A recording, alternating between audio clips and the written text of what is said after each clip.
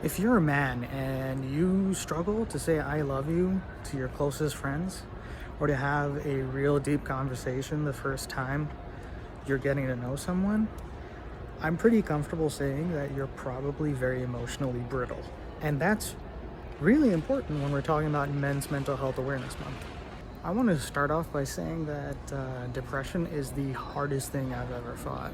And I'm a multi-organ tumor survivor. I've nearly died, I don't know, 6, 7 times. And it is by far the thing I fear the most. Because you see, when there is hope, you can still persevere. When every single thing just seems not worth it, it takes the gas out of the engine.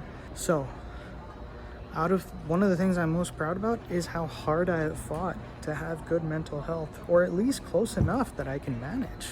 I think one of the main things we have to talk about when it comes to men's mental health is the fact that most men are terrible at talking about their feelings. And I think there is a point where boys who are laughing and smiling turn into sullen, quiet men.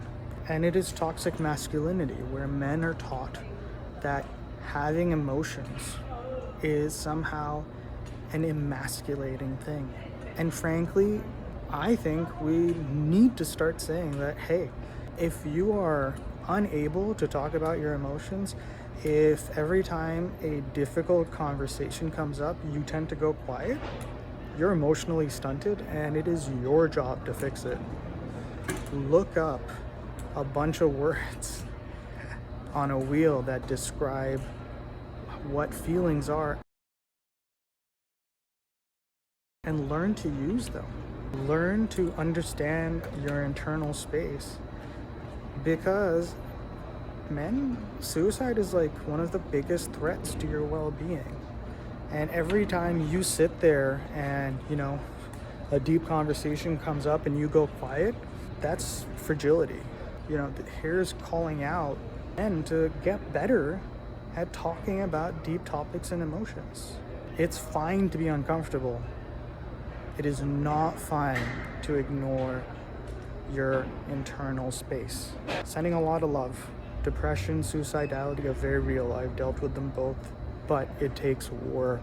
And it's not about putting up a strong face.